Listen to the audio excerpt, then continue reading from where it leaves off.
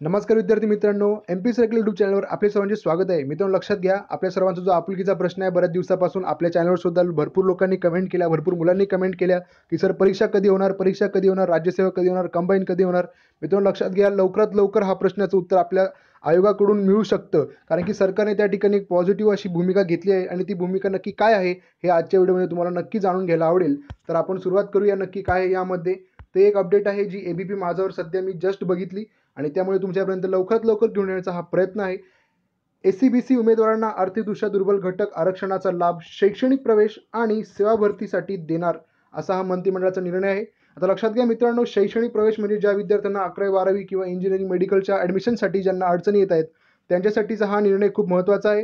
आणि दुसरा निर्णय जो की आपल्या सर्वांचं भवितव्य जो ठरवणारा निर्णय आहे तो आहे सेवा भरतीचा. मग त्यामध्ये एमपीएससीची परीक्षा असो किंवा आरोग्य भरतीसाठी परीक्षा असो किंवा पोलीस भरतीसाठी किंवा पोस्ट भरतीसाठी, या सर्व ज्या काही आपल्या परीक्षा आहेत यांच्यासाठीचा जो काही महत्त्वाचा निर्णय होता तो होता मराठा आरक्षणाचा निर्णय. आणि त्याबाबत सरकारने कुठेतरी थोडंसं पॉझिटिव्ह भूमिका घेतली असं आपण म्हणू शकतो आणि त्या भूमिकेचं आपण सर्वांनी स्वागत करायला हवं. तर लक्षात घ्या मित्रांनो, मराठा आरक्षणाचा प्रश्न लवकरच त्या ठिकाणी सरकारने ह्या वर्षीच्या ॲडव्हर्टाईजसाठी तरी मार्गी लावण्याचा प्रयत्न केला आहे असं आपण म्हणू शकतो. आणि 25 जानेवारीनंतर जे काही सुप्रीम कोर्टामध्ये सुनावणी होणार आहे तर त्या दृष्टिकोनातून आपण सर्वांनी पॉझिटिव्ह राहून आपण त्या ठिकाणी समर्थन केलं पाहिजे जे काही सुप्रीम कोर्टचा निर्णय येईल. मात्र आपण त्यासाठी आशावादी राहूया की जेणेकरून जो निर्णय आहे तो सर्व लोकांना किंवा सर्व समाजांना त्या ठिकाणी हेतू त्यांचा साधणारा असेल. तर तुमच्यासाठी एक नवीन जी अपडेट होती ती तुम्हाला मी सांगत आहे.